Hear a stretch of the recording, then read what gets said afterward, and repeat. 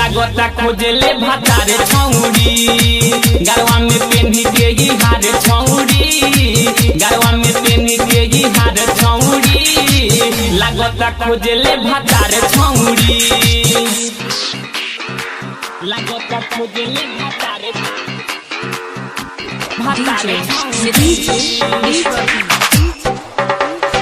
रोशन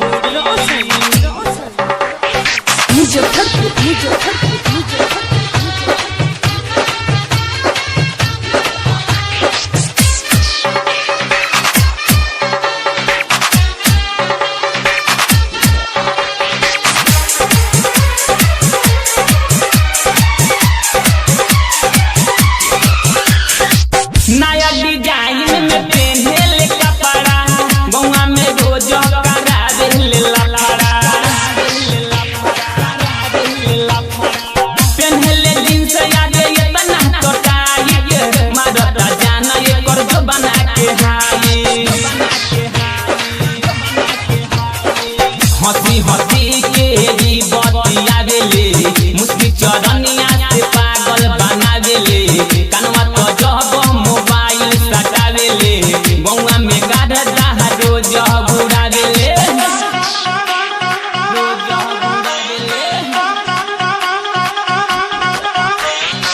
लुटल चाहे लहार छौड़ी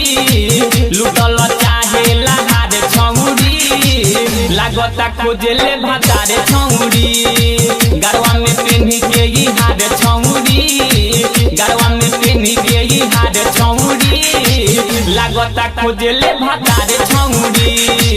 लागता खोजले भातारे छौड़ी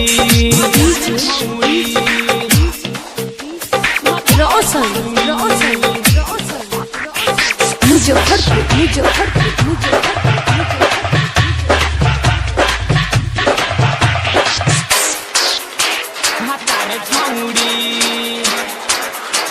भातारे छौड़ी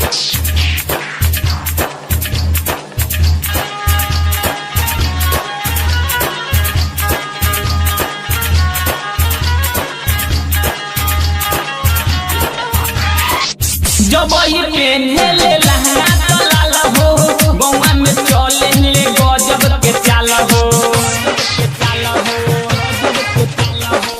देखे में लागे छौड़ी सहरी बाजल नइखे मुखी मुजी रहरी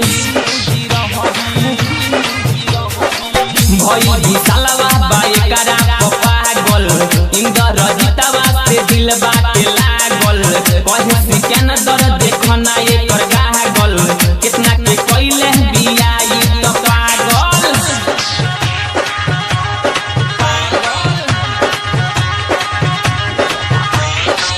घुमेले बेतिया बाजार छौड़ी घुमेले मीना बाजार छौड़ी लागता खोजले भातारे छौड़ी गरवा में पेन्ही के ही हार छौड़ी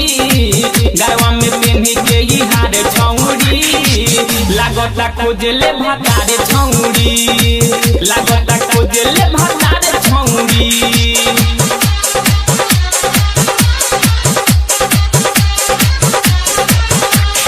Recording by Grand Studio India।